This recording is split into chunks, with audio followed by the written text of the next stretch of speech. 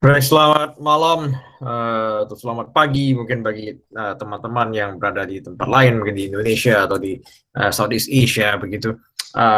Terima kasih telah hadir dan meluangkan waktu kalian pada waktu ini untuk hadir bersama kita di acara Iman yang Berpikir.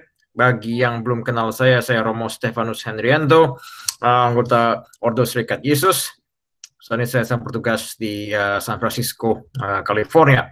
Jadi seperti katakan oleh moderator tadi, hari ini kita akan memulai summer program kita. Kita mulai dengan yang pertama, yaitu commandment yang pertama, the first commandment or the first decalogue, yang akan kita bahas pada malam hari ini. Sebelum kita mulai, kita bisa mulai buka terlebih dahulu dengan doa yang saya tampilkan di layar, yaitu doa jiwa Kristus. Nama Bapa dan Putra Roh Kudus, amin. Jiwa Kristus, kuduskanlah kami. Tubuh Kristus, selamatkanlah kami. Darah Kristus, sucikanlah kami. Air lambung Kristus, basuhlah kami. Sengsara Kristus, kuatkanlah kami. Yesus yang murah hati, luruskanlah doa kami. Dalam luka-lukamu, sembunyikanlah kami. Jangan kami pisahkan daripada-Mu Tuhan, terhadap musuh yang curang lindungilah kami. Di waktu ajal, terimalah kami. Sebab Kristus kami memuji Engkau selama-lamanya. Tadi kalau kita lihat judul yang pertama, itu mungkin agak membingungkan. Mengapa saya katakan itu against totalizing knowledge? Saya akan jelaskan nanti mengapa. Karena ini dalam konteks modern kita bicara. Tapi ini yang jelas akan secara historis. Saya akan mulai dulu dengan sejarah dan juga dengan Bible segala macam seperti itu. Tapi saya jelaskan mengapa judulnya against totalizing knowledge. 10 perintah Allah atau dikenal sebagai Dekalog. Mungkin semua sudah familiar, tapi sekedar mengulangi the basic gitu ya. Jadi kalau lihat di layar itu cukup panjang ya, dari kutipan dari kitab suci, yaitu dari buku Exodus atau buku Deuteronomy. Itu ada paling tidak ada 3 ayat itu dan juga cukup panjang. Yang ini versi Bible-nya. Yang mungkin kalian banyak kenal itu adalah versi katekismus yang umum. Itu bahwa aku adalah Tuhan Allahmu, kamu jangan punya Allah lain selain aku. Itu ayat ke-6 dan ayat ke-7. Tetapi yang lengkap itu dari kitab Perjanjian Lama itu adalah seperti ini. Jadi I am the Lord your God yang brought you land of Egypt out of slavery, begitu. Terus dilanjutkan ayat ke-7, ayat ke-8, kamu jangan membuat yourself an idol dalam bentuk apapun. Baru kemudian ayat ke-9, jangan kamu menyembah dia dan aku adalah Tuhan yang pencemburu. Seperti itu. Jadi ini versi yang panjang. Versi yang pertama kalau kita lihat yang ayat ke-6 itu adalah sentral dari perjanjian atau covenant yang dibuat Tuhan dengan orang Israel di Sinai. Baru kemudian kalau kemudian kita lihat itu lagi baru ada turunannya seperti itu. Dia mengatakan kamu jangan punya Tuhan lain selain aku, seperti itu. Baru kemudian kamu jangan menyembah berhala, yang membuat berhala. Setelah jangan membuat dulu, baru kemudian setelah itu jangan kamu sembah berhala itu. Karena aku adalah Tuhan yang pencemburu. Seperti itu. Jadi ini konteks yang perlu kita ketahui dalam kitab suci. Jadi versi katekismus atau versi umum atau yang kalian dengar di bangku SD ataupun di pelajaran agama di gereja itu yang versi singkatnya. Jadi versi lengkapnya seperti ini. My mom atau ibu saya itu sering komplain katanya kalau dia mendengar program ini, katanya mengapa kamu harus menjelaskan dulu begini kitab suci ya, mau tidak mau harus saya jelaskan dulu konteks kitab sucinya adalah seperti ini ya supaya kita tahu semua, jangan sampai pick up yang dari populer begitu saja, oh ini tapi tidak tahu konteksnya. Jadi ini saya jelaskan konteks. Jadi kemudian saya akan mulai melanjutkan ini dari yang dulu yang paling sering ini jadi masalah, yaitu berhala, idol, ya kan? Kita mulai dari situ dulu sebelum kemudian masuk dalam konteks yang lebih modern. Karena ini jadi contentious debate di kalangan orang-orang baik orang Kristen denominasi lain ataupun juga mungkin orang di luar agama Kristen yang mengatakan sering bahwa orang Katolik itu menyembah berhala seperti itu ya. Dan ini juga dalam program Spring kemarin ada juga yang mempertanyakan itu ke saya ketika kita bicara COVID-19 segala macam seperti itu. Jadi ya ini biasa, jadi orang Katolik dianggap menyembah patung, begitu karena kita banyak patung-patung seperti ini. Jadi dikatakan kita juga menyembah berhala. Nah, apakah betul kita menyembah berhala seperti itu ya? Jadi foto ini adalah foto from Reformation period. Jadi ketika Protestan Reformasi, patung-patung ditumbangkan, diturunkan karena dianggap gereja Katolik itu menyembah berhala. Jadi ini gerakan ketika itu menumbangkan patung-patung di mana-mana seperti itu bagian dari sejarah gereja kita, di mana orang menganggap dan sampai sekarang pun kita masih sering dituduh dan dianggap menyembah patung seperti itu. Nah, ini jadi masalah kemudian bagaimana sosok Yesus seperti ini. Dan kalau ini juga agama lain kita juga bisa melihat bahwa misalnya di Islam itu personifikasi nabi mereka juga tidak digambarkan seperti itu. Jadi tidak digambarkan. Itu jadi berbeda sekali dikali sebagai Yesus bagi kita sebagai Tuhan justru mengapa digambarkan seperti itu. Jadi seakan-akan menyembah ini gambar seperti ini. Nah, kalau kita lihat secara teori artis begitu, the iconic theory, icon itu ada hieratic style ya, dia 2 dimensi. Dia bukan 3 dimensi seperti itu. Jadi ini sudah representation, ya, representation, not a substitute. Jadi ini bukan pengganti sebetulnya. Karena begini artinya maknanya itu adalah bukan pengganti, tapi adalah representation, perwakilan, presence beyond. Jadi ketika kita melihat misalnya wajah Yesus atau mata Yesus, kita bisa melihat lebih dalam ke situ sebagai representation, not substitutions, bukan pengganti di sini, pengganti Tuhan, tapi perlambang di sini. Nah, kalau yang masih tidak percaya mau berteori-teori lebih panjang, ada beberapa buku di sini, ada 2 buku yang saya anjurkan kalian lihat seperti itu yang menjelaskan tentang ini semua, tentang makna icon dan makna anti-realism dan tentang representations and substitution. Ini 2 buku ini bisa dibeli di Amazon, satu check out library, bisa dibaca lebih mendalam. Nah, kemudian ada lagi buku yang lainnya ini tentang intellectual history of iconisms. Banyak menjelaskan ini mengapa bahwa icon ini begitu penting dalam orang gereja Katolik dan juga gereja Ortodoks, Kristen Ortodoks ya. Ini ada buku satu lagi yang bisa menarik. Jadi argumennya kurang lebih sama dijelaskan di sini. Jadi ini tadi bilang Byzantine iconalisms dan Orthodox icon itu juga merupakan tradisi mereka. Icon itu begitu penting ya. Ini lagi foto-foto yang kurang lebih sama, patung-patung ditumbangkan, begitu anti gerakan seperti itu, dianggap penyembah berhala. Saya pikir lebih sama. Nah, ini sekedar mengingatkan saja gerakan menumbangkan patung-patung seperti itu dilakukan misalnya oleh Taliban juga begitu. Jadi patung Buddha di Afghanistan itu dihancurkan seperti itu. Bukan hanya itu, Katedral Utrecht ini ada satu lagi yang lebih modern itu, kalau yang pernah tinggal di Utrecht di Belanda itu katedral itu patung-patung juga dihancurkan, kepalanya dipenggal seperti itu. Jadi kurang lebih begitulah bahwa itu masih terus berulang. Jadi kurang lebih apa yang mereka lakukan sama ketika dengan Taliban ketika itu, ketika patung Buddha yang sudah usia cukup lama dihancurkan seperti itu ya. Hari-hari terakhir kalian bisa menyaksikan ini patung Junipero Serra, dan bukan hanya patung dia saja, tapi patung-patung lain juga ditumbangkan seperti itu. Jadi lambang yang dianggap representation itu perlu dihancurkan dan ditumbangkan seperti itu.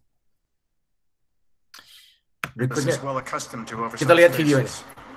Rock singers and movie stars above Sunset Boulevard. For weeks now, an ancient face that of St. Theodosia, has loomed over the streets of LA from billboards announcing an exhibit at the Getty Museum. Icons from the holy monastery of St. Catherine's in the Sinai, the great Egyptian desert. Built in the 6th century, St. Catherine houses the largest collection of early Byzantine icons in the world. Behind the monastery's fortress walls, these icons were as remote from Rome and Byzantium as they were from Los Angeles.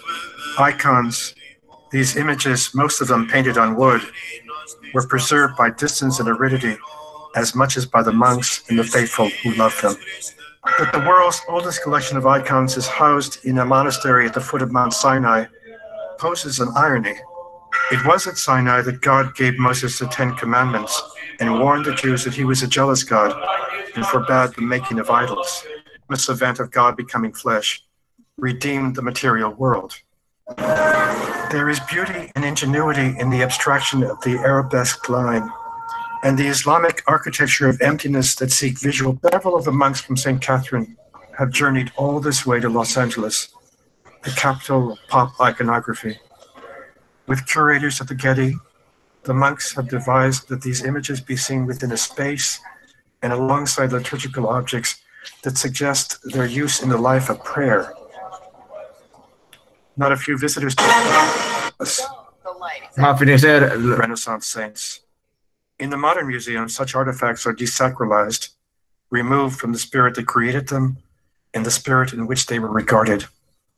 The objects in such museums are not completely divorced from context, but they are kept as exemplars of the fineness of human endeavor. An icon has no more intrinsic value than a Dresden cup. Several of the monks from St. Catherine, Greek and Hindu gods, spirit that created them, despite so conducive to human worship as a plain wooden Protestant church, unadorned. And because I'm a Christian, they belong removed that suggest their use in the life. An icon has no that seek visually the Silk Route. And the modern world was horrified when the Afghan Taliban destroyed 2 Buddhas that had stood for centuries along the Silk Route. Catholics and Orthodox believers diverge from their fellow monotheists in their... Oke, begitu dulu sekedar rangkuman dari video ini. Nanti kita bisa tunjukkan lagi begitu. Tapi saya ingin ambil satu dulu ini dari satu ikon yang penting itu yaitu Black Madonna of Czestochowa. Ini ikon yang cukup penting dari Bunda Maria sama kurang lebih devosinya mungkin terhadap Lady Guadalupe di Meksiko, tapi ini lebih konteks Eastern Europe itu di Poland ya, Black Madonna of Czestochowa. Oke, jadi ini secara peta kita lihat di sini devosinya di daerah sini yaitu Prussia and Russia, ini di peta yang lama begitu, berkembang di daerah Eropa Timur begitu ya. Black Madonna of Czestochowa. Kalau kalian lihat di sini ini ada panah ini itu kotanya, Czestochowa di situ. Kurang lebih begitu ya. Ini ikon itu berkembang di sana. Ini Polandia, The Poland 1999, jadi karena sudah terpecah-pecah. Sementara tadi itu kan yang peta yang lama, itu abad ke-18. Sementara abad 20, dari Polandia sudah berkurang seperti ini, tapi tetap bahwa Czestochowa, Our Lady of Black Madonna Czestochowa punya devosi orang-orang Polandia cukup tinggi di situ. Nah, kita tahu bahwa Hitler dan Stalin mencoba ketika itu menduduki Polandia dan Perang Dingin segala macam begitu. Dan di sini Our Lady of Czestochowa sangat berperan sekali dalam masa-masa kegelapan gereja di sana ketika itu. Dan kita tahu bahwa selama Perang Dingin itu terbelah blok barat, blok timur, dan again Our Lady of Czestochowa play important role in the life of the faith of the Polish people. Nah, yang menarik lagi adalah bahwa Saint John Paul II yang sebelumnya adalah Kardinal Karol Wojtyła itu mempunyai devosi yang cukup tinggi kepada Our Lady of Czestochowa karena dia adalah orang Polandia. he is the first Polish Pope, dan dia mempunyai devosi yang begitu tinggi terhadap Black Madonna of Czestochowa, begitu.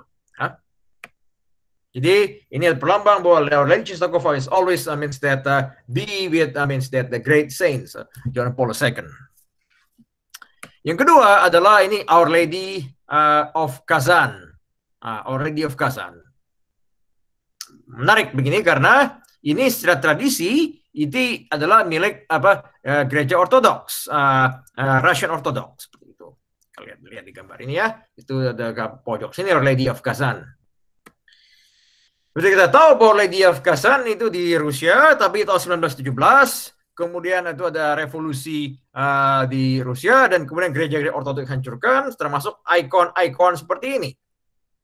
Kurang lebih saat yang sama, kita lihat ada apparitions in Fatima, Our Lady Fatima, ketika Bunda Maria menunjukkan diri kepada 3 orang anak kecil di Fatima, seperti itu. Yang menarik adalah ikon ini berhasil diselamatkan, ada satu, kemudian itu ditaruh di Fatima selama bertahun-tahun, berpuluh-puluh tahun ketika itu. Dan satu lagi operation di Fatima adalah to pray for the conversion of Russia, to pray for the conversion of Russia, begitu ya. Yang menarik adalah kemudian ikon ini sampai ke John Paul II. Singkat cerita, mulai tahun 93 sampai tahun 2004, 1 tahun sebelum dia meninggal, ikon itu berada di kapel pribadi dia. So, in the last 10 years of his life, John Paul II pray constantly to that Our Lady of Czestochowa. Yeah? That's interesting.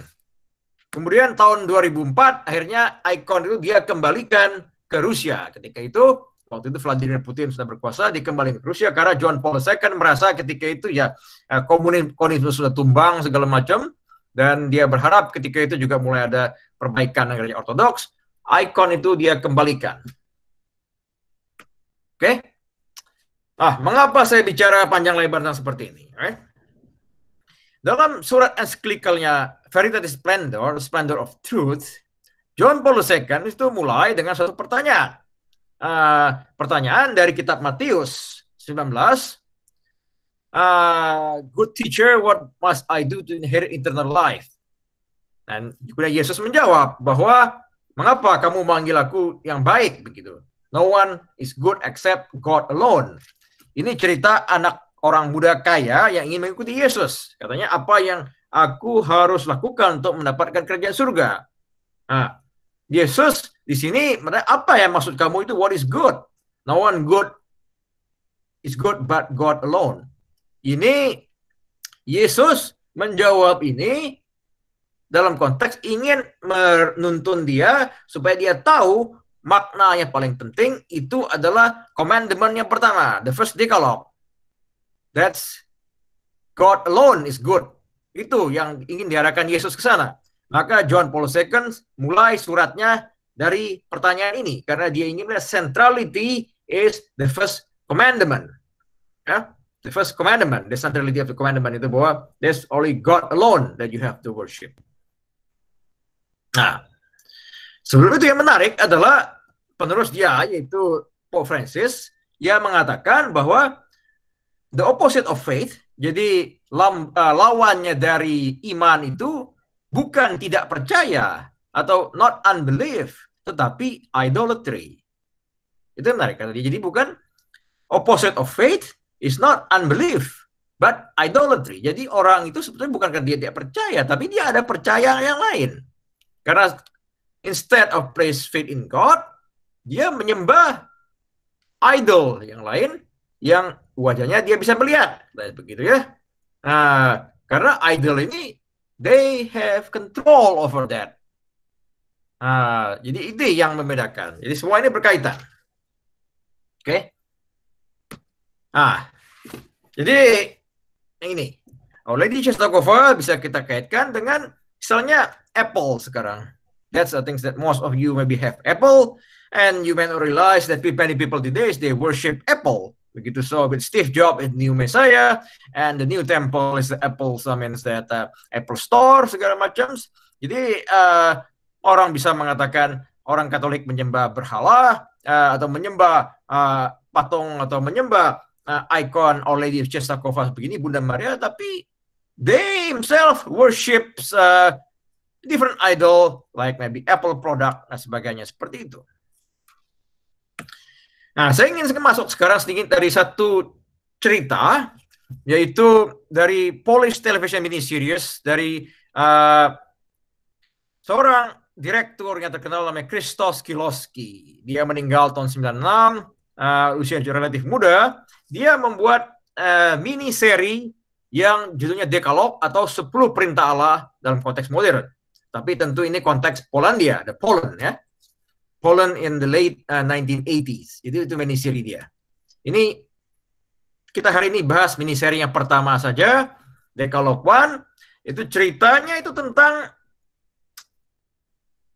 seorang ayah dan anak yang ketika itu ayahnya seorang saintis yang sangat percaya akan rasionalitas, pemikiran-pemikiran seperti itu, perhitungan-perhitungan matematika, dan waktu itu kalian lihat komputer belum Apple ketika itu, ini masih tahun 89, jadi komputernya waktu itu sudah cukup canggih dianggap orang ya, tapi kurang lebih sama seperti Apple MacBook Pro sekarang lah begitu, tapi waktu itu masih komputer lama. Jadi ayah dan anak ini bonding in science seperti itu. That's the things that apa hubungannya? Nah, dia kalian mengatakan begini bahwa komputer begini apa hubungannya dengan perintah pertama tadi? Coba kita lihat dulu, ada satu cuplikan video seperti ini. Based on the first commandment, which is thou shalt have no other gods before me. Now, why would anybody want to watch this movie? It's Polish Christian tradition. Having no other gods before me means that God is the supreme and only God in one's faith life. And that we as Christians, or we as actually all people, extends into Decalogue 1. So this movie is about a father. It's set in communist Poland, or right at the end of communist era in Poland. The father loves his son. They live together in an apartment building, and they enjoy doing things together, specifically science-oriented or logic-oriented things. In this movie, they do calculations on a computer. They do math lessons. They play chess together. Actually, they're a team, and they play a master or a grandmaster in chess. And this professor has a deep love for his son. So maybe that's his temptation in this movie, is to love his son too much. There's another temptation, though, for this professor. He's a lapsed Catholic. He seems to be an agnostic, maybe an atheist. And so he doesn't believe in anything but, especially given that what he's telling the son essentially is, you have to believe in something, but it really is going to end one day, and maybe nothing actually matters except the memories of what you did. That's what the father says lives on forever is memories. So the father and the son have this tight bond, and the movie is going to challenge that tight bond. I mean, one way it challenges it is that the father, being a lapsed Catholic or an atheist or agnostic, is pitted against his sister, not in a terribly tense way, but his sister is a Catholic. She's a believer in Christ, in the church, and she wants the son to be given religion lessons, ice skating on this lake, make predictions to change the future. In one scene, he actually tries to calculate whether the ice on the lake outside the apartment building is frozen or not. And he's worried that his son going ice skating on this lake might fall into the lake because the lake is not frozen. So he and his son do a calculation on the computer. They determine that the lake is frozen. The father doesn't totally trust that. He actually goes out and pokes the lake with a stick to see if the ice is frozen before he lets his son go skate on the lake. Oke, jadi ceritanya di sini bapaknya saintis, percaya pada sains dan hitungan komputernya. Sambil cerita akhirnya kita melihat bahwa dia prediksi future. Jadi dia bilang anaknya, kamu silakan ice skate di danau yang membeku seperti itu dengan hitung-hitungannya. Jadi cukup kuat menahan berat badanmu. Bahkan dia tes seperti ini. Dia berdiri ketok-ketok dengan tongkat seperti itu. Oke, ya cukup kuat, so go ahead with that. Tapi di luar situ kalian tahu juga, dengar bahwa tadi dia tidak percaya Tuhan lagi, berdebat juga dengan saudara perempuannya begitu tentang perlu tidaknya anak ini belajar agama seperti itu ya. Jadi that's the things that little background dari Decalogue 1 seperti ini. Kemudian kita coba lihat apa terjadi setelah kemudian dia mengatakan anaknya silakan ice skate seperti itu dengan perhitungan bahwa semuanya sudah firm dengan perhitungan komputer yang cukup canggih pada masanya seperti itu ya. So they don't make sense. Listen, and the ink destroys his papers. Maaf, He doesn't really allow the people in the film to fight those battles. This brings us back when Kishtov's ink bottle breaks for no reason, and the ink destroys his papers. It's as if the divine can easily override the rational. I think he knows what has just happened, or at least he's close to understanding. I say this because immediately after, a little girl knocks on the door asking for Pavel. At least in our minds, we know exactly what has happened. Emergency sirens wail. He finds out he wasn't at his afternoon lesson. Everyone is running to the pond, but Kishtov. On my recent viewing, it felt to me like he, deep down, knew that the ice broke and Pavel fell into the lake. But he didn't want to admit it. Going to the lake and watching the firefighters pull out the body meant accepting his son's death. He wanted to keep his son alive, at least in his perception, for as long as possible, even if the fate was already sealed.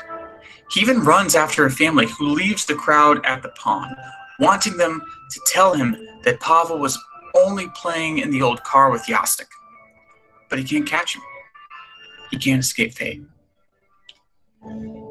No, he must return to the pond. We see the bodies pulled out of the pond from a distance, stiff, lifeless bodies. We don't get close enough to see their identities, but we know one of them is Pavel.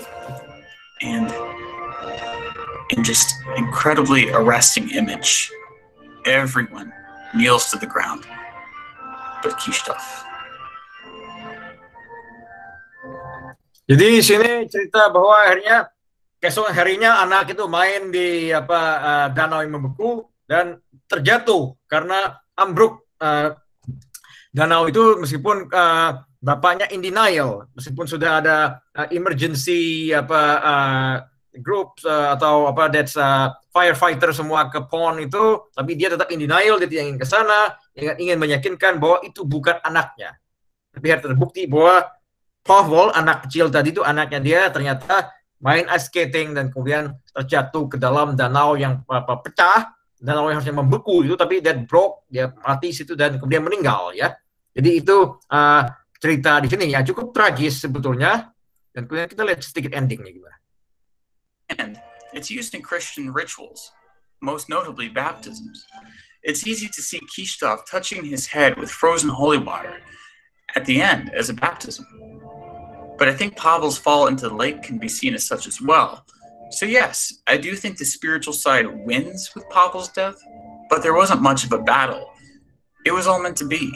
God was ready to take Pavel, and when the time came, Pavel was baptized and thus exited this material life.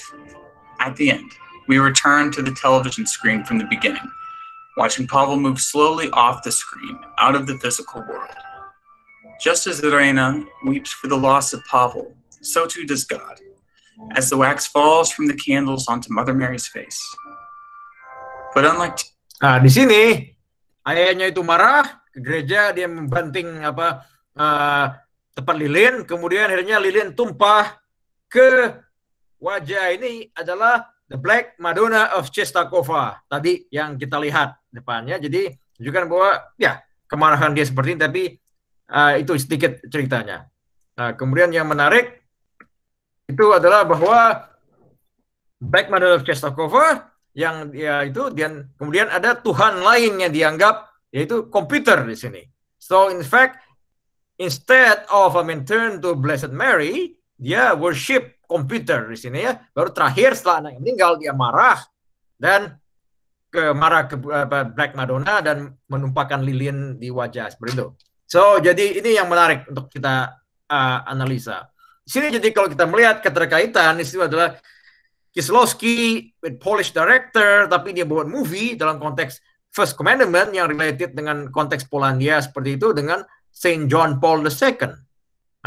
Jadi di sini persoalan siapa yang sebenarnya menyembah berhala, begitu ya? Bahwa sebetulnya orang tidak sadar ketika itu mereka menyembah berhala dengan menyembah komputer seperti ini, atau totalizing the knowledge, totalizing the science seperti itu. Sementara orang yang punya devosi terhadap Bunda Maria, the Black Mother Czestochowa, justru dituduh sebagai orang menyembah berhala seperti itu. Oke? Kalau hari ini ada sempat melihat khotbah saya atau mendengar khotbah saya oleh online, ini persoalan pembaptisan. Do you know that those of you who were baptized into Christ, baptized into His death? Saya tidak akan mengulangi khotbah saya, bisa dilihat di YouTube nanti, tapi itu nantinya berkaitan dengan pembaptisan kita semua. Oke? Jadi ini semua berkaitan dengan cerita pembaptisan itu tadi, bahwa Black Madonna itu sering dianggap sebagai idol, but the fact it is representation the Blessed Mother seperti itu. Sementara orang worship computer tanpa dia sadari seperti itu. That's the new different God, begitu ya. There's difference, totalizing the science, knowledge in science, itu yang jadi the new God in the 20th century and the 21st century today. Sama juga akhir-akhir ini ketika bicara COVID-19, question is how much you trust in God and trust in science. Seperti yang pernah saya katakan juga sebelumnya, bahwa the bishop, I wish they trust more in their God than some scientists. Like ini profesor yang behind the modeling in Imperial College yang recommend the lockdown, the fact dia sendiri break his own rules, made his married lover, begitu ya, selingkuhannya seperti itu selama lockdown.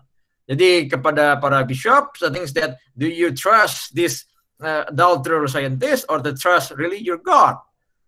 Things that itu jadi pertanyaan juga. Begini ketika kita diskusikan situasi akhir-akhir ini. So instead of trusting science too much, I think that of course that we need to believe that, but I think that how much we can trust God, as First Commandment asks us to do so. Jadi ini sedikit refleksi tentang First Commandment dan juga dalam konteks modern tentunya, lagi dalam konteks Kieslowski dialogue, this is against totalizing knowledge. Oke, saya pikir cukup begitu dulu dari saya pada hari ini. Kita bisa lanjutkan lagi dalam acara diskusi kita. Terima kasih Romo. Juga terima kasih yang sudah datang. Saya melihat ini Romo dari Indonesia, ada dari Indonesia, ada juga dari Singapura. So terima kasih. Untuk yang baru pertama kali, ini dilanjutkan dengan diskusi, comment, sharing, or anything. Bisa bertanya langsung dengan Romo, atau kalau ya ngomong nggak apa-apa. Atau kalau tidak comfortable bisa ditulis di teks, nanti saya akan bacakan. Saya akan buka, silahkan. Saya juga akan berbincang-bincang dengan Romo kalau tidak ada pertanyaan. Kalau ada silahkan cut saya langsung, tidak apa-apa. Karena perbincangan saya dengan Romo itu mengisi kekosongan waktu karena kita merekam pengajaran ini ya. Jadi saya tunggu, silahkan kalau ada. Mari.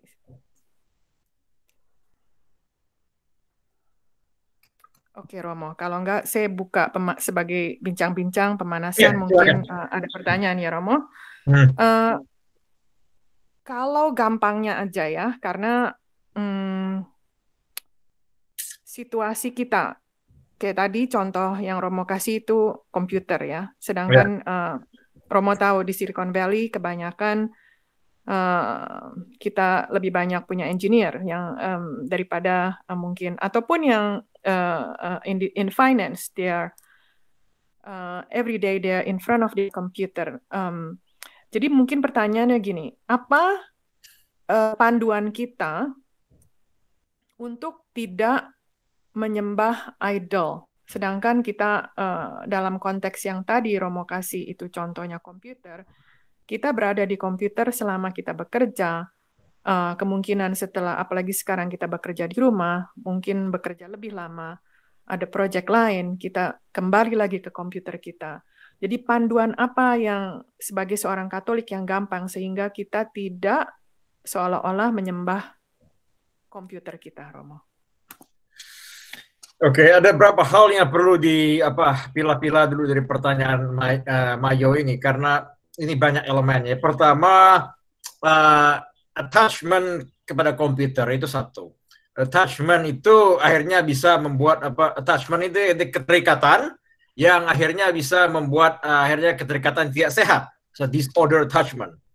Itu yang satu hal dulu ya. Jadi dalam artian mungkin kita tidak sadar menyembah itu bukan artian worship seperti itu, tapi there's disorder attachment with computer sehingga tidak ada lagi space our personal life itu God begitu, or people that we love begitu ya. Itu yang jadi satu persoalan. Jadi tentu kita butuh komputer ya, terutama yang kerja seperti kamu bilang tadi Silicon Valley ataupun harus kerja di rumah. Yes, we need computer, but I think that need a time to separate with that sehingga tidak jadi terlalu melekat begitu ya. Jadi saya pikir mungkin ada sacred space yang kamu tentukan begitu, ada di mana ya kamu tidak berhubungan dengan komputer seperti itu, perlu ada sedikit karena kalau terus-menerus selama 20 jam juga repot juga, atau berapa ya mungkin ya, kalau hitung tidur cuma 8 jam taruhlah jadi 16 jam bersama komputer terus ya itu juga berbahaya. Jadi ada keterikatan. Sebagai misalnya kalau misalnya orang-orang WKJU itu tahu misalnya saya sulit dihubungi pagi hari biasanya begitu karena sebenarnya saya tidak pernah menghidupkan tidak bisa membuka email saya di pagi hari dan tidak pernah membuka cellphone saya di pagi hari. Saya baru cek email saya itu setelah makan siang atau buka cellphone saya setelah makan siang.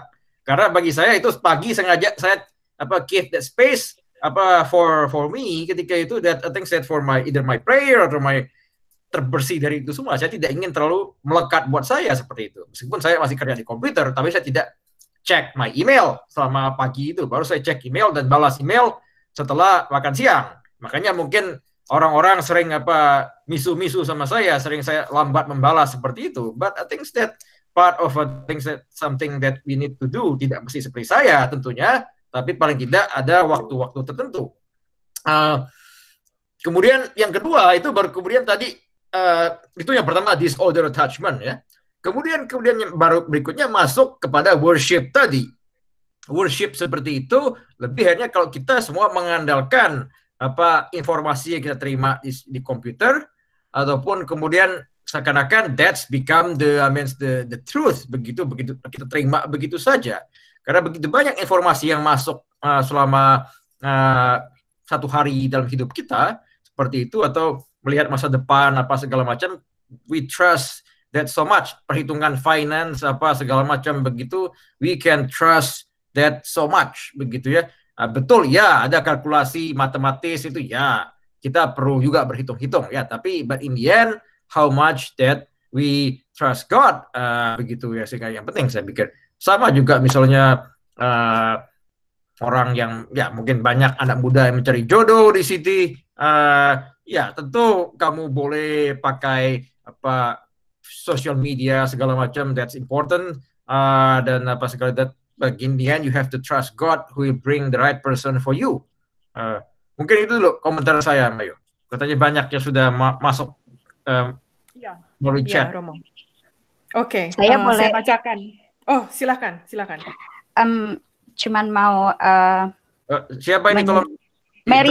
Mary Romo. Oh ya, silakan Mary ya. Mungkin kalau cuman untuk contribute to what Romo already explained. Yeah. I think it depends on how we use the technology. If we treat the technology as our tool to achieve a good goal, I think that should be okay, right? Like tadi yang the daddy tadi in the movie, saya nggak tahu itu movie-nya apa, tapi kalau misalnya dia memakai perhitungan yang dari komputer untuk membuat keputusan, just one contribution for him to make a decision, that should be good. Makanya maksud saya, it doesn't have to be depending on the amount that we spend on the computer, but what we use the computer is for. Does that contribute to the good goal that we have in mind, or it's just like it is the majority of the time that we spend to the computer, and then yang influence kita untuk mengambil keputusan. Kayak saya kan saya guru. Kebanyakan di dalam pekerjaan saya berinteract with children. Saya juga use computer, apalagi sekarang yang distant learning. Banyak sekali yang saya pakai komputer yang dipakai untuk selama mengerjakan pekerjaan ini. Tapi kan the use of the computer is to deliver the service to the kids. Right? So, ya maksud saya the point is, it just depend on how we use the technology. Does that helping us to do the service that we do that we give to others. Of course, we have other wisdom that we should consider in order to make the decision, and that one, the other wisdom is to ask God the guidance from the Holy Spirit to make the good decision. So use the technology is just one factor to make the decision. Okay, thank you, Mary. You're welcome, Romo. I hope people do not get confused with what I'm saying. Enggak, terima kasih, Mary. I think that's very good. Masih ada lagi, Mary? Udah, Mayo, thank you. Oh, okay, thank you so much. Okay, aku bacain ya, Romo. Ini sudah ada 2 pertanyaan masuk. Romo, ada beberapa negara seperti Meksiko yang mengadakan perarakan patung Bunda Maria pada hari-hari perayaan Pesta Bunda Maria. Apakah ini termasuk menyembah idol? Oke, itu satu pertanyaan pertama ya. Ya. Alright, jadi sekali lagi saya katakan itu adalah representations of the Virgin Mary seperti itu. Jadi tradisi itu bukan hanya di Meksiko saja ya, tapi istilahnya in Philippines juga ada tradisi seperti itu, misalnya seperti itu ya. So seperti saya katakan tadi, itu ada representations of the Blessed Mary, not in the sense substitute of God. Jadi itu yang perlu dipahami. Jadi sama juga bisa prosesi the Corpus Christi itu kan ketika perarakan pada hari tubuh raya tubuh dan darah Kristus, itu juga yang diarak itu adalah tubuh Kristus ketika itu dalam bentuk ditahtakan begitu ya. Tapi bukan berarti juga kita menyembah berhala. As long as there's representations of that the Blessed Mother, begini karena kita percaya Bunda Maria itu adalah dia adalah penuh rahmat dan is mediatrix of all graces begitu, sehingga di situ dia ada representasi dari the woman who is full of grace, I mean that the mother of God. Jadi kita bukan konteks menyembah berhala di sini dalam perarakan seperti itu sebetulnya. Jadi itu konteks yang perlu dipahami. Itu sekali lagi saya bukan representations, not the substitutions, begitu ya. Dan juga sama dengan tubuh dan darah Kristus yang juga ada perarakan seperti itu, yang sayangnya sudah juga tidak dilanjutkan lagi tradisi itu, sudah lama sekali. Gitu komentar saya. Oke, Romo. Pertanyaan berikutnya, bagaimana untuk mereka yang mencari pengobatan alternatif dengan memakai daya prana dan penyakitnya sembuh? Pengalaman yang dia alami bukan hanya sekali, diagnose dokter and diagnose alternatif itu sama. Penyakitnya adalah thyroid. Jadi maksudnya mungkin di sini penyembuhannya dengan pengobatan alternatif yang disebut daya prana. Apakah itu oke, Romo? Jadinya against First Commandment ya, basically.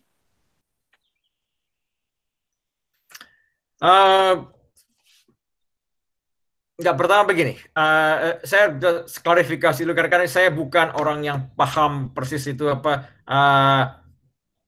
pengobatan prana itu bagaimana, dan saya tidak mendalami begitu, tapi ya kurang lebih secara umum ya saya katakan bahwa pengobatan alternatif seperti itu memang banyak dan orang bisa banyak mencari begitu ya, karena desperate ingin sembuh, reiki atau pengobatan di mana segala macam begitu, atau dengan pengobatan kedukun segala macam seperti itu ada juga.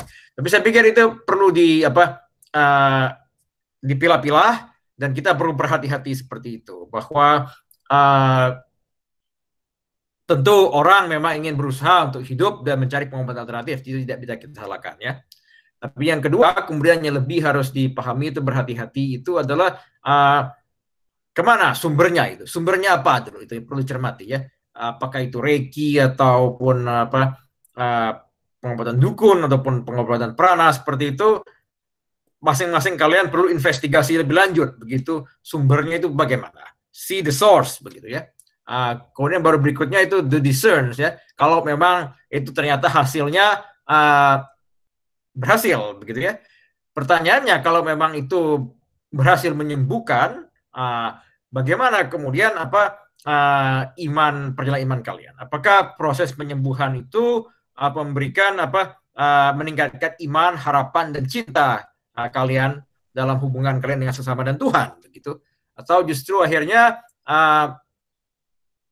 that kind of healing justru akhirnya menjauhkan kalian dari Tuhan seperti itu. Dalam artian justru tidak meninggalkan iman, harapan, dan kasih kalian seperti itu. Bahwa itu yang perlu dicermati lebih lanjut seperti itu. Jadi ada satu cerita yang bisa katakan ada seorang devout Katolik, itu salah seorang politisi dulu Orde Baru sebetulnya, yang orang Katolik dia, yang cukup devout, tapi kemudian ketika itu dia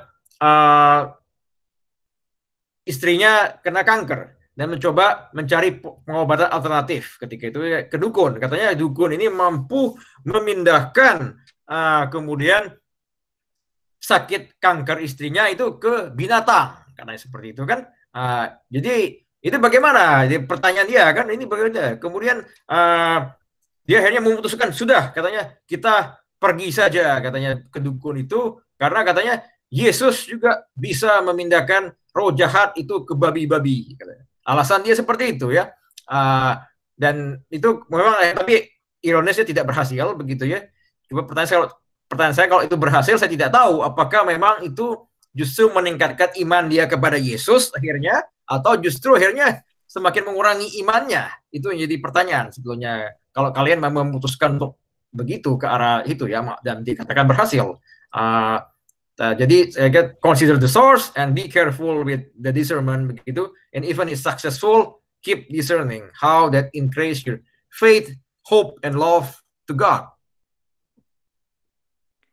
Oke, Romo. Jadi mungkin saya komen, dan karena aku juga membaca sedikit komen. Jadi kalau misalnya sembuh, kayak Romo bilang gitu ya, dan setelah sembuh itu meningkatkan faith, hope, and love to God. Apakah caranya? Jadi misalnya caranya di sini yang disebut daya prana, dan ada yang komen misalnya caranya reiki. Ada juga yang kadang-kadang untuk sehat people do yoga. Bagaimana dengan cara tersebut itu loh, Romo? Apakah boleh, walaupun pada hasilnya seperti yang Romo bilang, tetap iman kita misalnya tetap increase our faith, hope, and love to God misalnya. What do you think, Romo? Enggak, saya kan pertama bilang consider the source and investigate the source ya, begitu kayak begini. Seperti misalnya yoga ya. Yoga itu kalian harus berhati-hati karena begini. Many yogi guru itu lead the students itu in some ways itu the worship, I mean Ganesha, for example, itu the god of elephant seperti itu. Orang sering tidak sadar seperti itu ya. Kalau misalnya itu di beberapa yoga studio misalnya seperti itu, ada yang membuat the big picture of that a god of elephant begitu di depan, dan then you do the yoga meskipun ini cukup funky segala macam gerakannya, tapi in some way that you may not realize you worship that god of Ganesha seperti itu ya. Jadi pas saya consider the source itu, you have to look really at that how is the process begitu, apa yang terjadi seperti itu. Saya katakan saya tidak tahu Reiki itu bagaimana dan ataupun prana sebagai apakah ada kata-kata yang dipakai seperti itu ataupun ada dikatakan ada mantra yang isinya saya juga tidak tahu seperti itu. So kalau kalian investigate duluan dan you know that mungkin ada mantra yang yang berisi seperti itu, so my suggestion is I think don't do it because this is really using some different power begitu ya. Tapi ada pengobatan alternatif yang memang mungkin ada orang punya indera keenam segala macam seperti itu yang tidak misalnya ada jampi-jampian seperti itu atau tidak ada mantra. Ya, why not maybe that. Maka saya bilang investigate the source dulu ya. Dan juga yoga tadi mungkin ada juga yoga yang mostly things that without worshiping Ganesha atau worshiping different god, simply things that for the things that for the movement of the body begitu. Saya bukan seorang yogi atau aktif yoga, saya tidak bisa tahu seperti ini. Jadi maka lihat dulu hati-hati sebelum decide and choose this begitu ya. Karena in the end kalau memang the sources is things problematic, I think that better for you to trust your God and the science yang di rumah sakit segala macam instead of going there.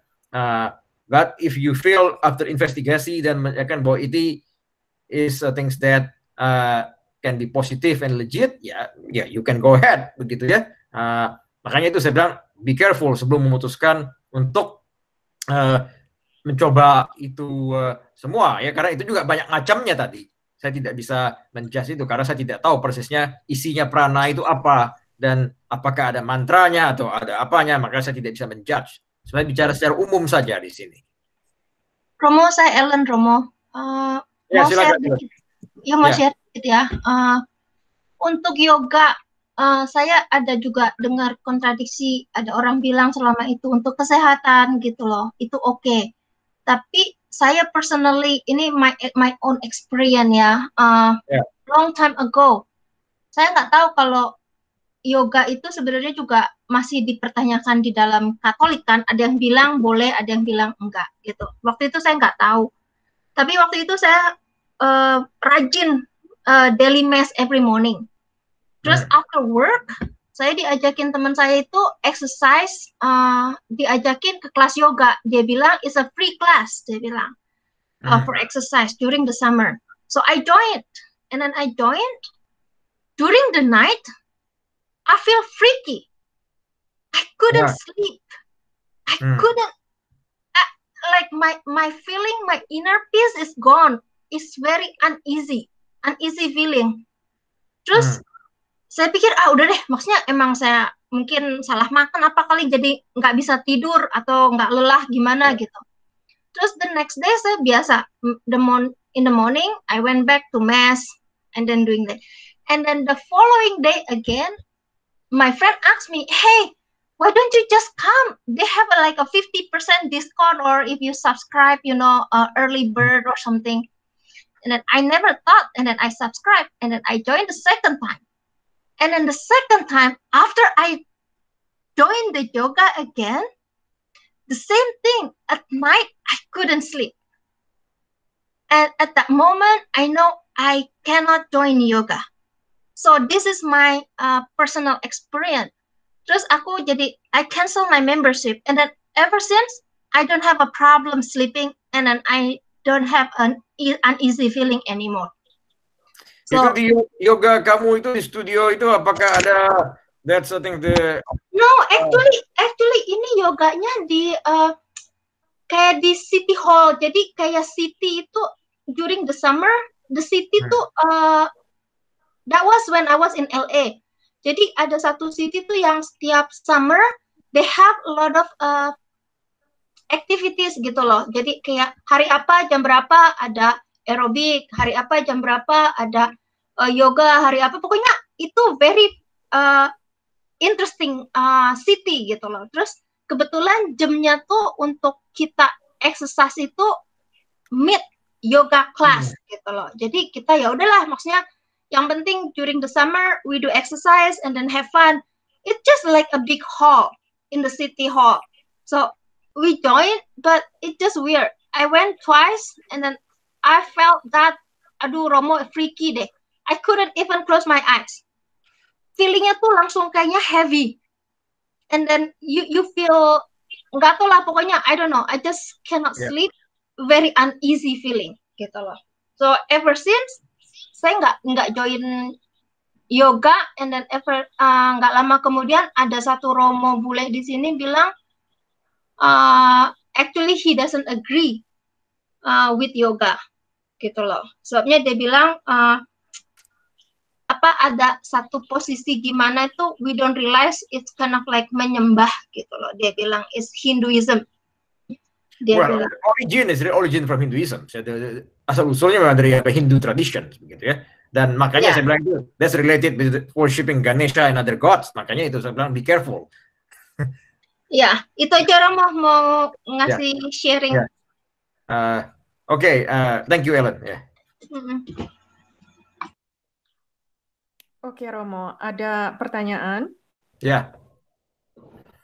Romo, ini I hope I pronounce it correctly, Lepi dari KKI OC. Apakah benda-benda yang kita pakai dalam doa seperti rosario, medallions, icon, dan sakramentalia lain dianggap berhala? Gitu pertanyaannya Romo.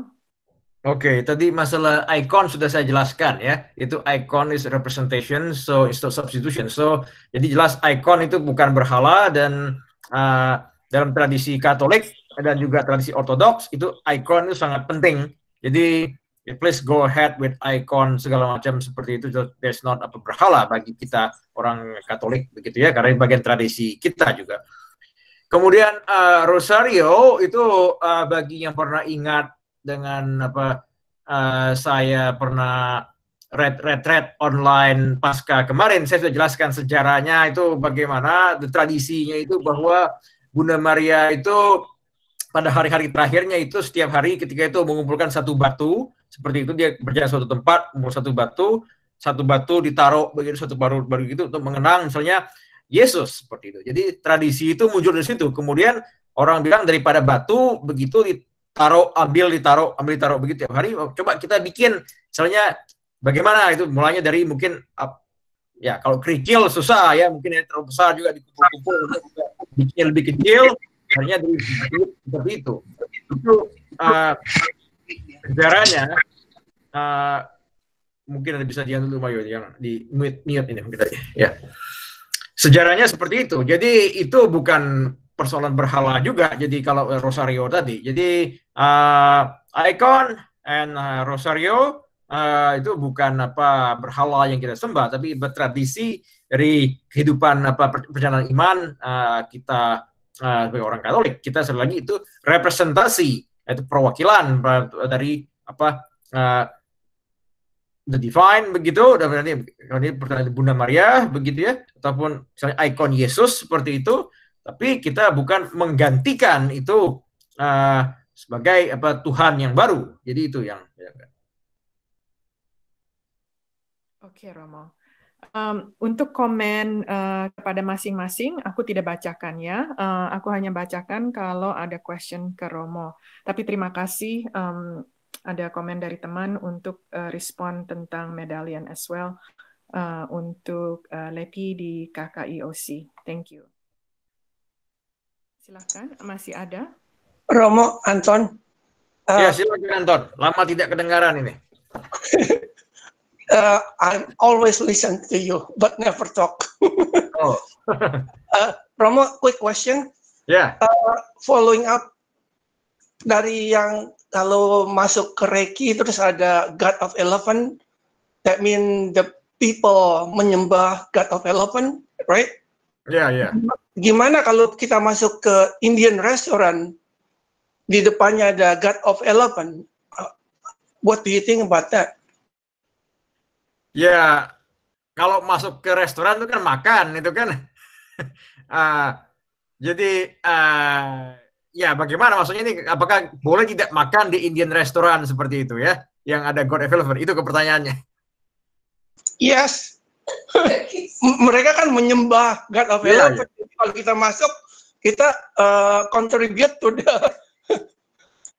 Ya, in some way betul bahwa kita contribute ke mereka begitu ya. Tapi di sini yang yang jadi sebenarnya indirect ketika situ kan. Jadi dalam artian bahwa kamu tidak ikut menyembah God of Elephant itu karena kamu di sini contribute dengan membayar makanan. Jadi support them begitu ya. Jadi misalnya begini, Hari Krishna itu ya, yang Hari Krishna itu ya karena mereka menyembah Krishna ya. Krishna dalam cerita Mahabharata segala macam itu ya, itu dianggap Tuhan mereka begitu. Jadi mereka itu sering banyak punya restoran, punya network begitu ya, good restoran seperti itu. Hari Krishna itu. Jadi apakah pertanyaannya sama? Kalau misalnya kita makan di restoran dia, apakah kita menyembah Krishna? Ya kan tidak, begitu kan? Tapi memang indirectly, ya kalian jadi mendukung dia, akhirnya mendukung. Jadi itu not a things that not directly to breach first commandment, karena kamu kecuali memang kalau kamu masuk ke situ udah ikut menyembah entah Ganesha ataupun Krishna di restoran itu.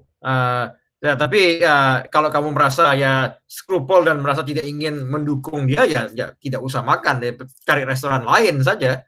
Tapi kalaupun kamu makan di situ, saya tidak mengatakan you melanggar 10 perintah Allah, karena you indirectly contribute to the restaurant dengan membayar makanan di situ. Beda dengan kalau kamu makan dengan doanya dulu, kamu doa ke dia gitu ya, dan itu jadi saya katakan begitu sebagai ya. Thank you, Romo. Ya. Saya boleh nanya nggak? Oh, silakan, siapa ini, Pak? Saya boleh nanya? Boleh, silakan. Silakan. Oke. Perkenalkan diri tolong, Pak. Perkenalkan diri dulu. Ya. Selamat malam, Romo. Nama saya Tim Firman. Oh ya. Silakan, Pak Tim. Ya. Saya punya pertanyaan yang umum sekali tentang 10 perintah Allah. Saya punya beberapa versi dari Bible, dan saya sudah pelajari jadi Exodus bab 20 tentang 10 perintah Allah, dan saya lihat lagi di Katekismus 10 perintah Allah versi Katolik itu atau versi Katekismus itu berlainan. Saya jajarkan sebelah-sebelah, saya lihat bahwa perintah Allah kedua dari versi Katekismus itu dihapus, dan supaya jumlahnya tetap 10, perintah Allah ke-10 itu dibagi 2. Nah, saya sendiri melihat bahwa 10 perintah Allah ini pentingnya bukan main. Kita lihat bahwa kitab suci itu diilhamkan oleh Tuhan pada penulis-penulisnya. Sedangkan kalau kita lihat 10 perintah Allah, itu Tuhan sendiri yang penulis. Tuhan menulisnya di atas batu. Sekarang kita bisa merasakan pentingnya itu. Kalau Yesus menulis di tanah, itu ketiup angin, tanahnya hilang, tertiup, dan tulisannya hilang, ya nggak apa. Tapi ini Yesus menulis sendiri di atas batu. Jadi saya merasa 10 perintah Allah itu pentingnya bukan main. Sekarang saya kepengen tahu siapa orang atau orang-orang yang merubah 10 perintah Allah itu dari versi umum ke versi Katekismus, dan kalau memang dia merubah, itu wewenangnya apa? Dia merubah perintah dari Tuhan sendiri. Terima kasih, Romo. Oke. Pertanyaan yang menarik ini, Pak Tim. Ya, kita sudah pernah ketemu sebelum ini mungkin di Bible study dulu ya. di apa ketemu bulan Januari, ya. Ya. Ya kita nggak bisa datang lagi, nggak boleh sih. Ya betul ya. Komentar saja. Ya tadi kan seperti apa saya jelaskan bahwa apa itu apa yang di kitab suci itu dengan versi populer memang apa berbeda. Saya katakan tadi saya jelaskan di awal kan bahwa yang di Exodus itu lebih panjang memang, dan kemudian di versi katekismus yang lebih populer itu memang akhirnya lebih pendek, cuma sebagai apa berapa kata saja begitu, sementara yang di kitab suci lebih banyak seperti itu ya. Jadi kemudian pertanyaan apa Pak Tim ini adalah mengapa akhirnya jadi apa diubah-ubah seperti itu, ya kan? Ya mengapa diubah-ubah seperti itu? Jadi begini, jadi bahwa ada beberapa hal yang perlu kita perhatikan, bahwa the Ten Commandment itself, begitu yang disebut Ten Commandment itu cukup panjang kalau apa kata per kata itu ya, bahwa itu dikatakan kata per kata seperti itu. Dan apa kalau kita melihat seperti itu ada berapa versi, the Talmud versions begitu, versi Jewish begitu ya. Kemudian ada the Reformed Christian versions begitu yang dipakai oleh Calvinist, yang dipakai oleh the Anglican Book of Prayers begitu. Kemudian ada Lutheran versions juga begitu. Ada kemudian apa Septuagints begitu. Septuagint itu yang dipakai oleh orang-orang Kristen Ortodoks seperti itu.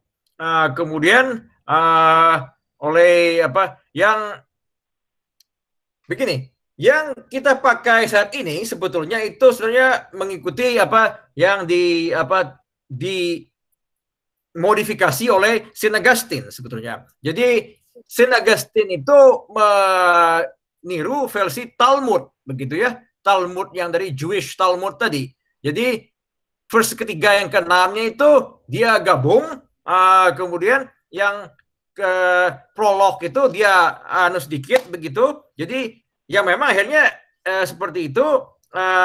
Kemudian ada lagi dia pecah sedikit seperti itu. Jadi akhirnya katekismus itu akhirnya yang kita pakai sekarang ini meniru versi Santo Agustinus, Saint Augustine. Saint Augustine itu meniru versi Talmud seperti itu, karena Talmud itu yang dari Jewish Scripture yang sebenarnya yang seperti itu ya. Nah, prolognya ketika itu diubah sedikit. Jadi itu sebagai sedikit sejarah, Pak. Jadi bukan dalam artian mereka bermain-main dengan Tuhan, perintah Tuhan segala macam itu. Jadi sejarahnya juga itu begitu banyak versi-versi itu yang ada variasi-variasi sedikit seperti itu yang berbagainya, karena Talmud itu mengatakan akhirnya prohibitions worshiping deity, different deities and idolatry itu kan digabung akhirnya jadi yang pertama seperti ini. Makanya di versi katekismus itu sekarang kan tidak kedengaran lagi janganlah menyembah berhala itu tadi, seperti itu. Jadi itu yang bisa saya sedikit bantu menjelaskan, Pak, bahwa tentang sejarahnya seperti. Jadi pertanyaannya mungkin concern Pak Tim itu apakah di sini artinya menafikan perintah Tuhan sendiri begitu ya, menafikan apa yang dituliskan Tuhan kepada Musa.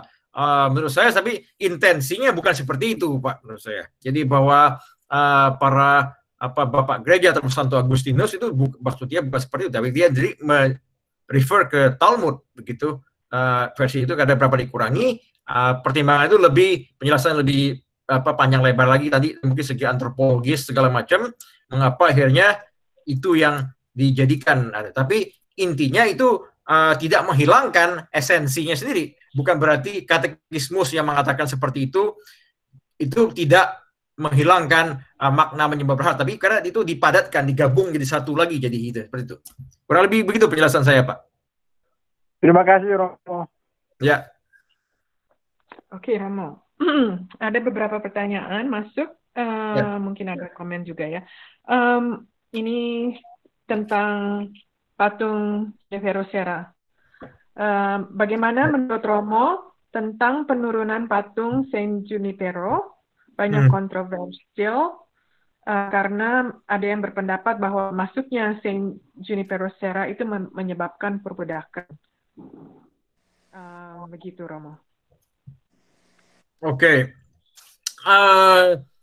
Pertama saya pikir kita harus jujur juga pada sejarah, dalam artian we need to release that means by that. Apa yang masukkan perbudakan ketika itu? Apakah itu narasi yang dibangun bahwa dia memperbudak Native American di California?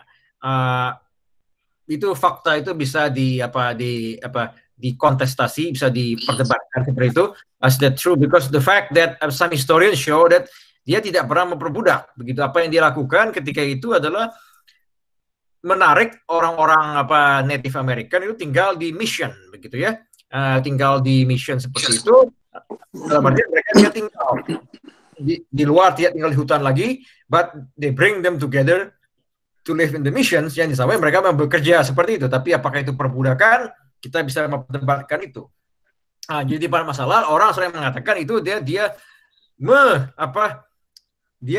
evangelize, dalam artian dia mengkristenkan orang-orang Native American itu. Itu ya juga jadi salah. Apakah mengkristenkan orang-orang itu adalah suatu hal yang salah dan keliru? Tentu bagi orang-orang yang political correct culture itu salah karena kalian mengkristenkan mereka. Tapi pada masanya Junipero Serra dan seharusnya sekarang pun kita percaya bahwa keselamatan itu penting dan bahwa mereka juga harus menerima Yesus. Persoalan bagaimana cara dia mengkristenkan itu persoalan lain. Apakah ada dengan todongan senjata? Saya tidak yakin itu dengan todongan senjata. Tapi memang dia berusaha mengkristenkan orang-orang itu dan menjadikan mereka Katolik. Seperti itu ya. Kemudian masalah juga dikatakan Serra membuat banyak orang-orang itu mati ketika itu ya. Itu juga perlu diklarifikasi lagi. Apakah betul mereka jadi mati secara besar-besaran karena Serra? Dia tidak punya tentara segala macam. Bagaimana dia bisa membunuh orang-orang itu?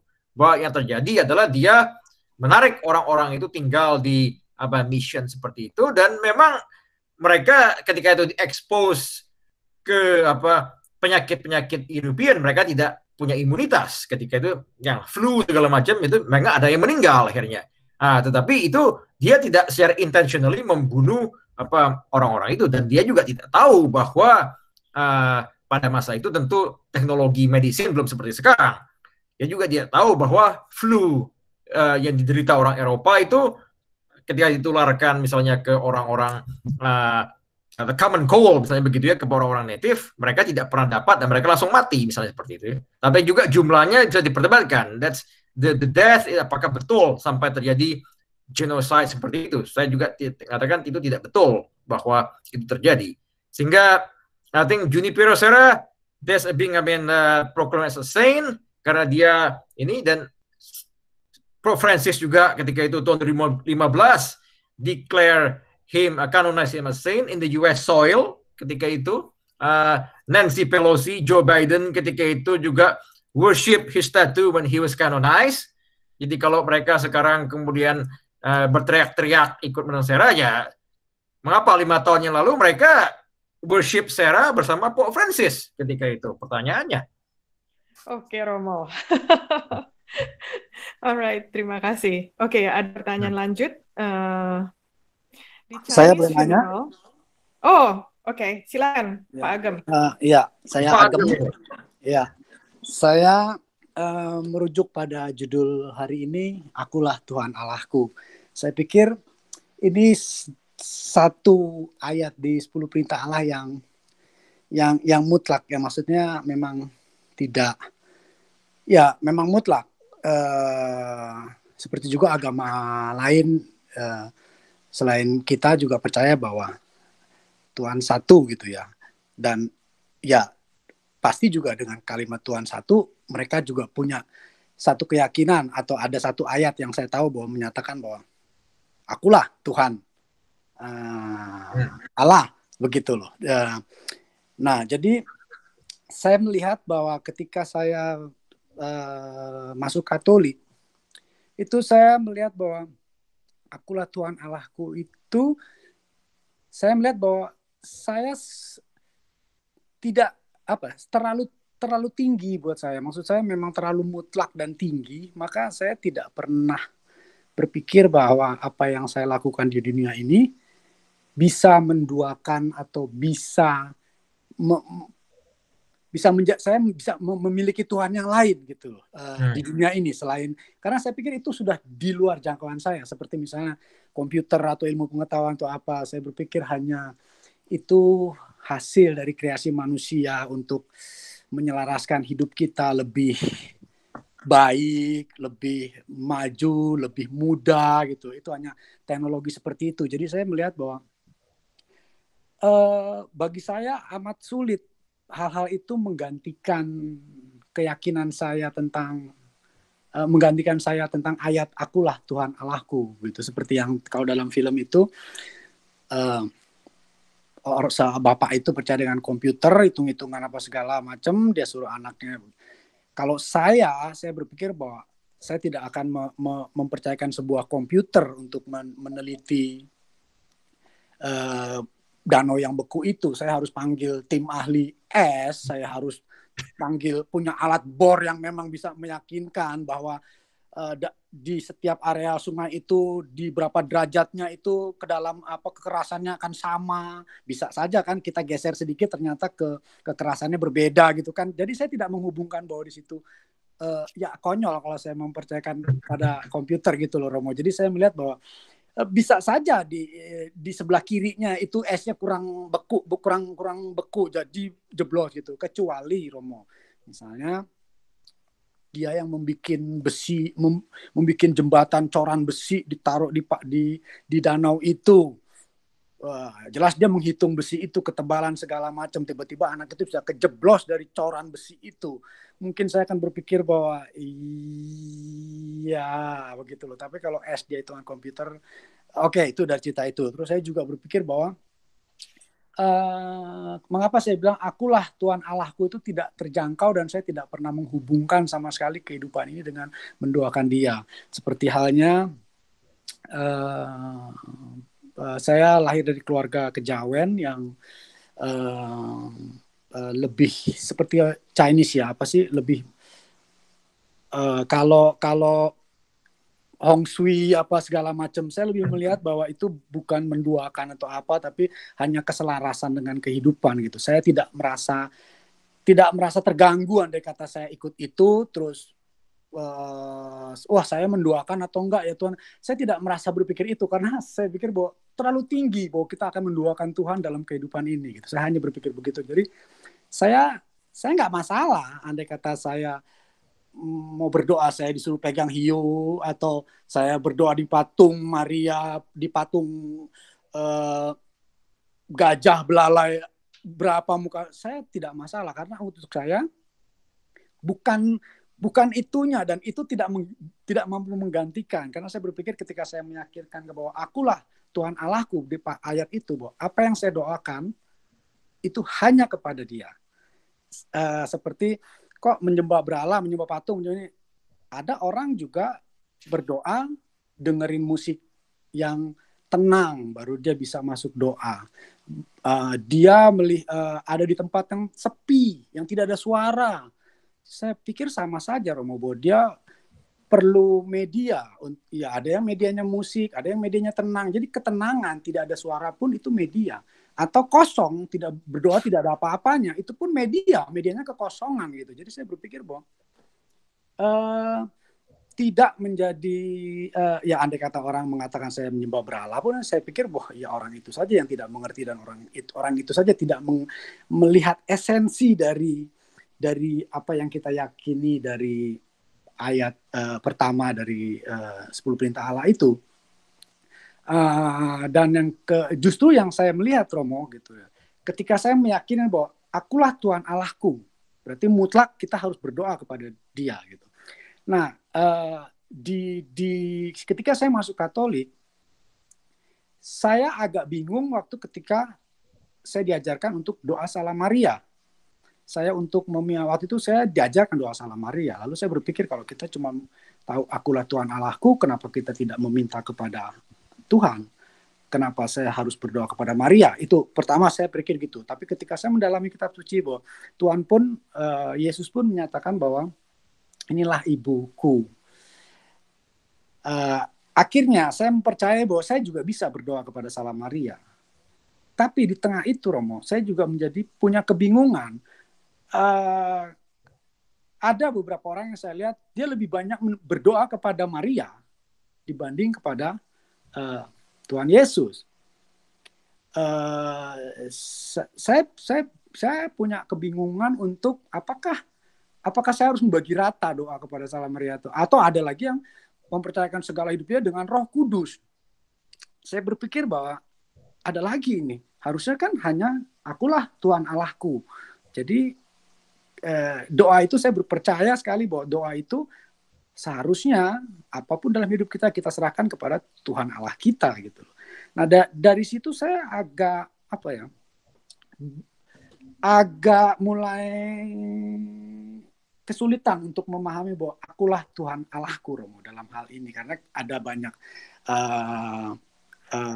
doa yang bisa kita tujukan, doa yang bisa kita doa yang bisa kita panjatkan kepada Maria misalnya, terus kepada Roh Kudus, terus ada lagi yang saya tahu bahwa kepada santo-santo gitu loh. Oh, kalau kita mau sekolah, mau belajar, mau itu doa sama santo ini, doa itu semakin rancu di kepala saya, Robo. Maksudnya semakin iya, itu membingungkan saya. Berapa sering orang bilang, oh kalau ini jalan kalau kamu mau supaya nggak nyasar, doa sama santo A. Kalau kamu ada ini doa santo B.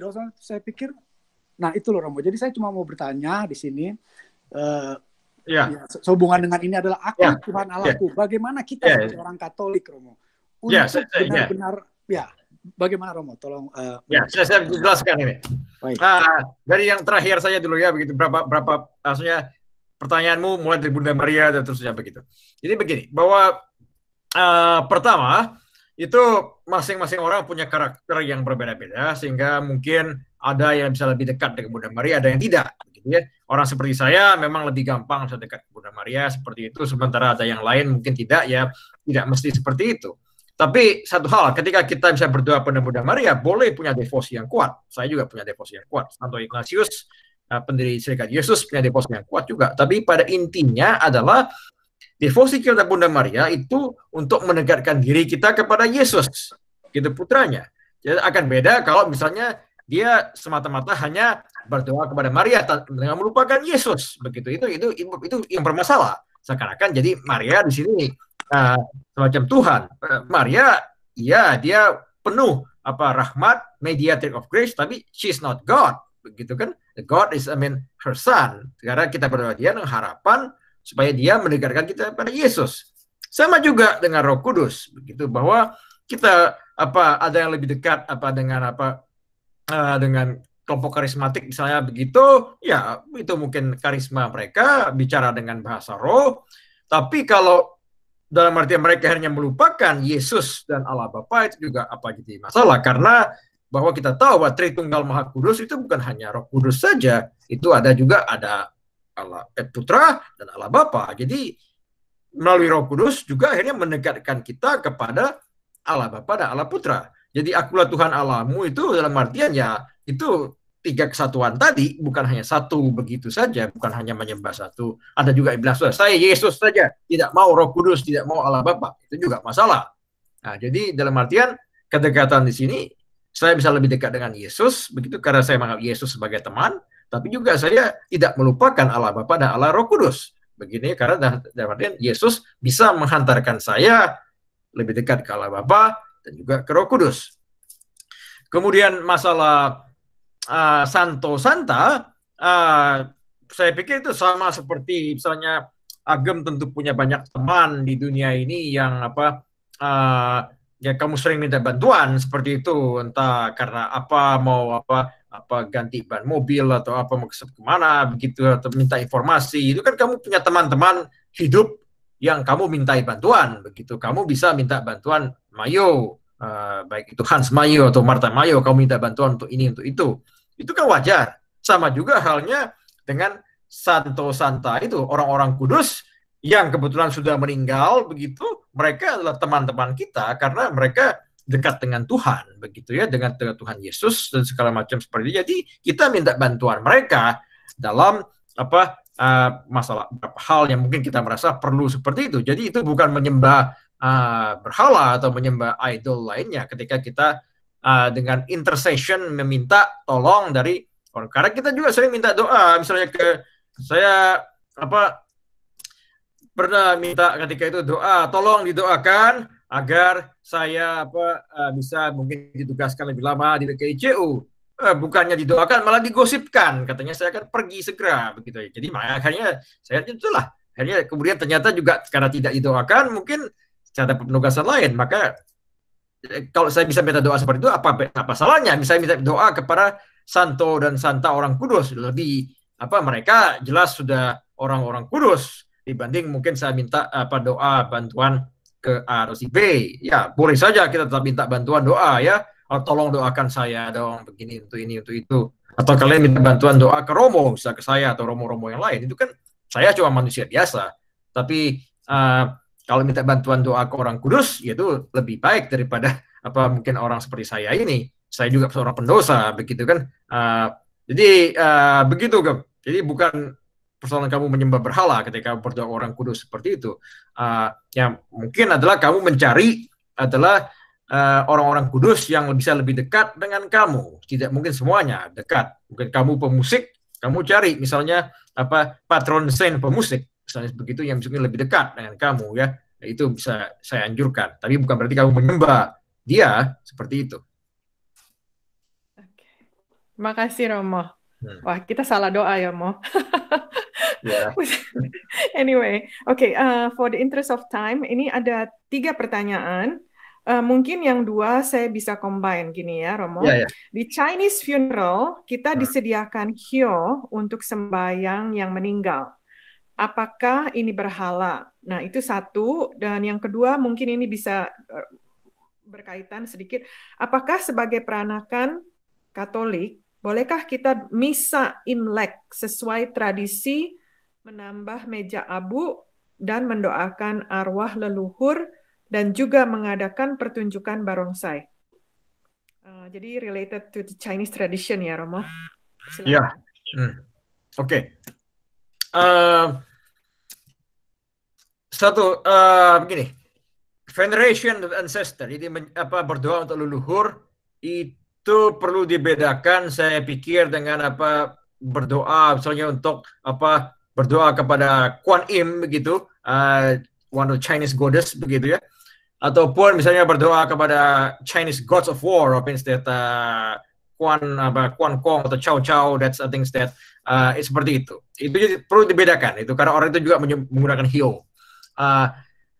Tentu bahwa veneration ancestor itu tidak mesti dilakukan dengan hyo, karena tradisi Katolik juga mengatakan kita berdoa untuk orang yang meninggal. Ada All Souls Day. Jadi pada All Souls Day kalian tentu bisa berdoa kepada ancestor seperti itu ya.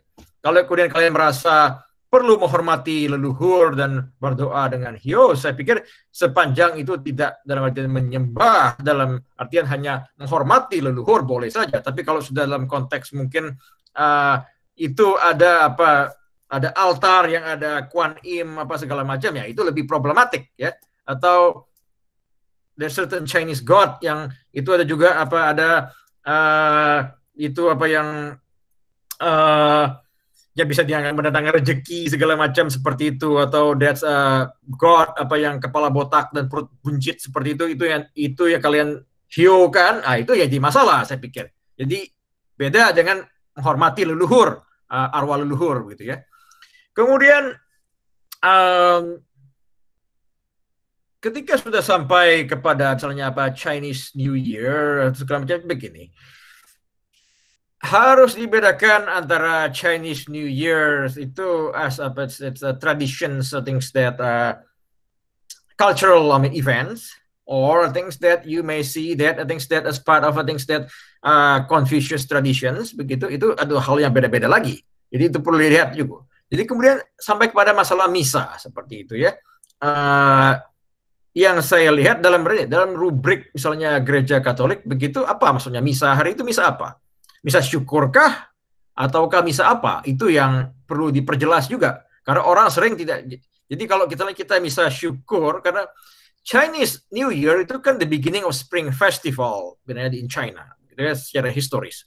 Kemudian kalau misalnya itu misalnya kita anggap itu sebagai perlu dimisakan, itu jadi masalah. Tapi kalau misalnya kita sekedar Mass of Thanksgiving, itu tidak masalah, itu bagian dari misa kita, tradisi kita bersyukur pada hari itu. Tapi kalau misa dikhususkan mungkin untuk the Spring Festival, itu yang jadi masalah. Kemudian masalah the Lion Dance ya gitu ya. Lion Dance itu juga problematik karena there's a things that ada itu representation of the battle between good and evil. Jadi the goddess of itu the lion and dragon itu melawan yang jahat seperti itu ya. Tentu tradisi Katolik mengatakan the battle evil spirit, bad spirit, itu ada juga.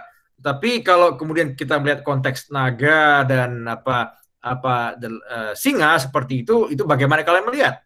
Apakah itu sebagai masalah kultural seperti itu atau sebagai worshiping something that the battle between two gods gitu kan, itu jadi masalah. Jadi kalau misalnya tetap mau, anjuran saya di luar misa begitu the Lion Dance ya di luar misa saja. Tapi yang jadi masalah orang ingin itu di dalam misa atau begitu. Jadi misa saja, misa syukur begitu, kemudian mau kumpul-kumpul di hall dan ada Lion Dance as cultural traditions, ya you can do it. Tetapi kalau kemudian yang sudah digabung-gabung misalnya sudah muncul dalam misa Lion Dance itu jadi masalah. Kemudian ataupun misa sendiri sudah bukan misa Thanksgiving atau tapi there's Spring Festival means Mass. Nah, itu jadi masalah. Kemudian tambah lagi segala macam ya. Jadi perlu dibedakan apakah ini masalah budaya atau kan masalah something else that we worship there, begitu kan? Ya jadi masalah kan di Indonesia selama puluhan tahun itu dilarang oleh pemerintah Orde Baru, kemudian setelah tahun 98 mulai dibuka, tentu kita menghargai tradisi yang hilang, ingin hidupkan kembali, tapi kemudian jangan sampai kebablasan dan perlu hati-hati juga, saya pikir di situ ya. As long as this is not directed to worship against that certain gods itu atau begitu, dan juga this sebagai cultural event, I think saya pikir oke itu ya, tapi perlu berhati-hati lagi. Romo, boleh saya tambahin? Ya. Mary lagi ini. Ya, silakan. Untuk yang hio, kalau menurut saya sih ya, correct me if I'm wrong ya Romo. Menurut saya hio, kalau memang disuruh megang hio, buat saya yang penting adalah doanya, bukan apa yang kita pegang. Kalau memang doa kita sudah meminta something yang ke Tuhan, why do we have to hold hio? Jadi buat apa pegang hio pun gak ada gunanya kalau memang doa kita sudah menuju ke Tuhan. It depends on ya ngapain gitu loh, melakukan sesuatu yang tidak ada gunanya, tidak ada artinya menurut our faith. Terus juga yang menurut misa, I think we have that general instruction for the Roman Missal, right? Untuk germ, untuk harus sesuai dengan liturgy yang udah ditetapkan. Jadi kalau memang any additional item yang tidak sesuai dengan liturgy, I think that is inappropriate. Is that right, Romo? Ya itu saya katakan, kalau misalnya muncul itu the Lion Dance itu di misa, that's inappropriate. Nggak boleh, iya. Oke, ya itu aja. Thank you. Saya bilang kalau mau Lion Dance ya sudah di luar saja, di luar apa silakan ya. Kalau sepanjang masalah kultural ya, bukan. Ya, ini kan juga maksud saya ini untuk general Untuk hal-hal yang lainnya, pokoknya kalau tidak sesuai dengan liturgi dari gereja Katolik ya itu bisa kan? Ya, jadi kalau misalnya di misanya pakai hio juga that's not really pakai dupa boleh, ya itu bagian dari. Tapi kalau pakai hio ya that's not part of it. Oke. Thank you, Ma. Oke, terima kasih. Last one ya Romo, ini sudah dikirim. Ini good question. I think it relates a lot of people.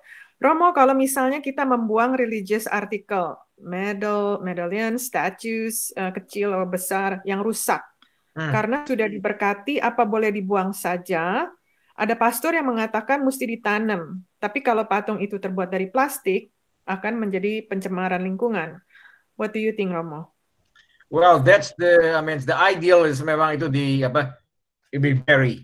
Itu jadi apa yang dikatakan pastor itu betul. Jadi apa yang sudah begitu memang sebaiknya itu dikubur begitu ya.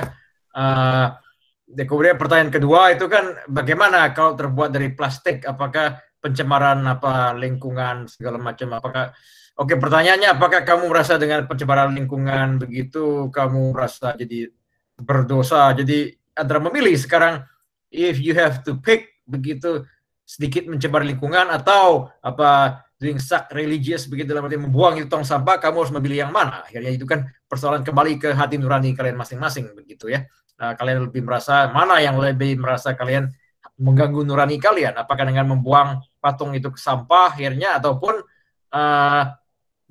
menguburnya begitu yang juga dianggap bisa merusak lingkungan.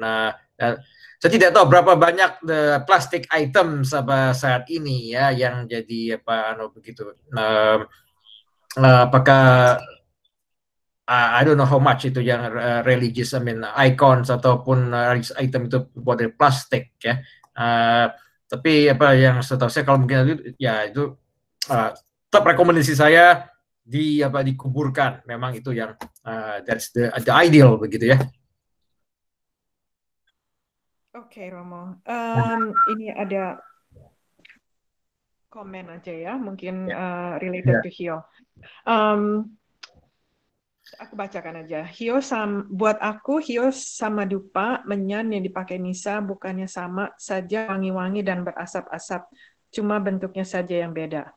Jadi apakah hio dan dupa sama, Mo? Oke, hio dan dupa itu dua hal yang berbeda karena the origin of dupa, that's a thing from the Moses traditions, ya. That's the history, sejarahnya begitu. Mengapa kita menggunakan dupa? Itu jadi persoalannya kalau kita pakai logika yang sama seperti itu, dalam artian kita bisa mengganti hosti itu roti itu dengan nasi kalau begitu kan. Jadi kalau begitu atau ganti itu dengan tortilla itu orang Meksiko. Mengapa gereja mengatakan tidak bisa diganti? Itu bukan atau diganti dengan rice cake gitu ya, hosti itu ya karena there's a history behind that why we use that. Sama juga dengan dupa. Mengapa itu dupa itu bukan dengan kemenyan kayak kejawen itu beda lagi.